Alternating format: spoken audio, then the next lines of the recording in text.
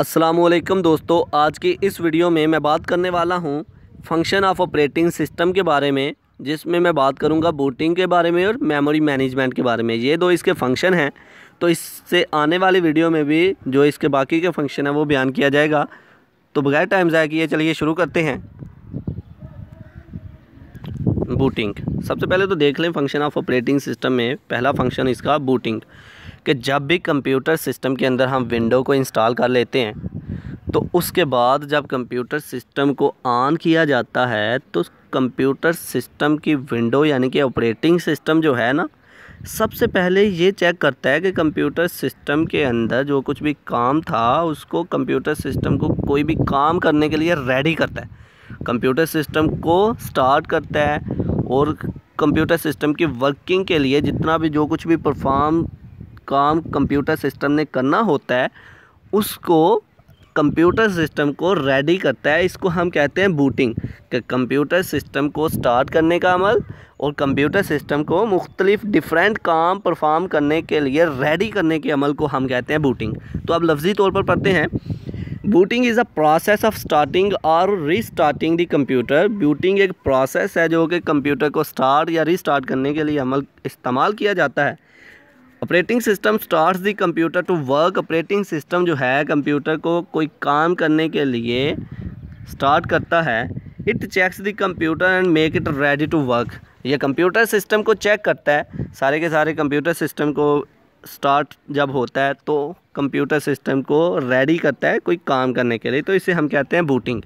अब आगे वाला जो है हम पढ़ने लगे हैं मेमोरी मैनेजमेंट। दूसरा फंक्शन इसका है मेमोरी मैनेजमेंट।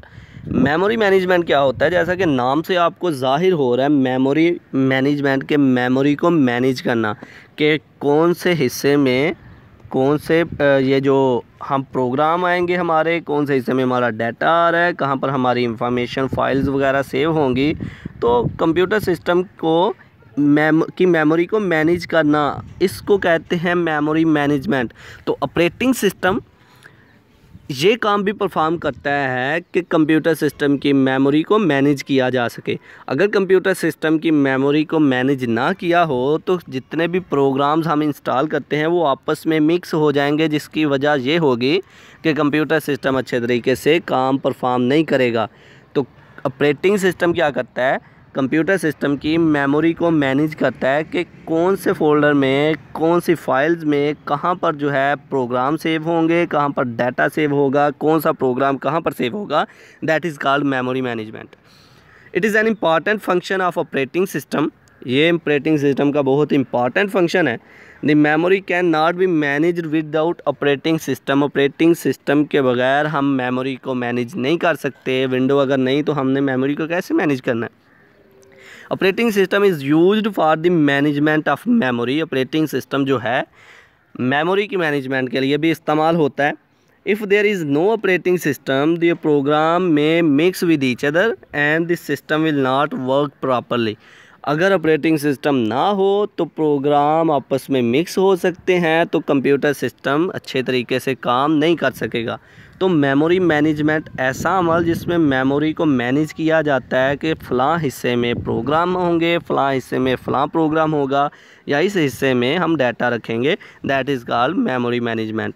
तो पार्टीशन एक आप कह सकते हैं कि मेमोरी की पार्टीशन कर लेना, मेमोरी को सेगमेंट्स में डिवाइड कर देना, that is called memory management. तो ये था आज का हमारा लेक्चर, जिसमें हमने बात की ऑपरेटिंग सिस्टम के दो फंक्शंस के बारे में, एक बूटिंग और दूसरा मेमोरी मैनेजमेंट। आई होप कि आप लोगों को मेरी ये वीडियो पसंद आई होगी। Like this video, share this video and comment below this video. If you have any question, thanks for watching. Subscribe focus group. अल्लाह हाफिज़।